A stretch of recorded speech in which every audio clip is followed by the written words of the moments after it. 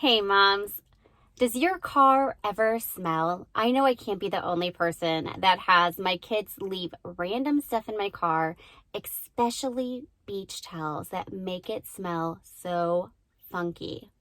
Am I right?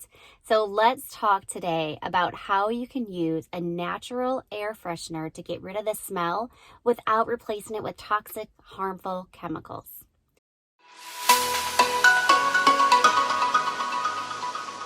So don't put those air fresheners that hang from your rearview mirror, or you've seen the ones that are in like the little pots that you put underneath your seat or in your cup holder. Those are releasing harmful chemicals into your car. And you guys are all breathing those in every time you get in your car. And there's better options out there. So if you are opting for one of those air fresheners that are hanging in your rearview mirror or under your seat, you're releasing phthalates because those are attached to the fragrance.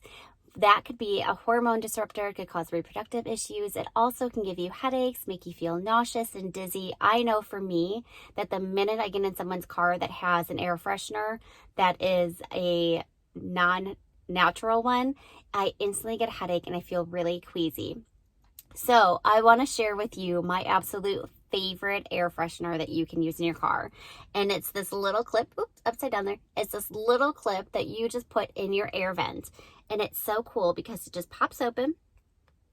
It has a little felt pad and you just put your favorite essential oil, just put the drops on your pad there, snap it back in, and then put it in the air vents. You can put this in the front, you can put this in the back. I've also been known to vacuum my car and then go around with my essential oil and just sprinkle it on the carpet too. Another thing you can do is take a little jar and put baking soda in it and keep that underneath your seats. That's a natural absorber of smells as well. So that's another way that you can keep your hair or your car kind of fresh. And I will link to this video, the air freshener here, as well as my favorite essential oil, which is from Jubilee of Wellness.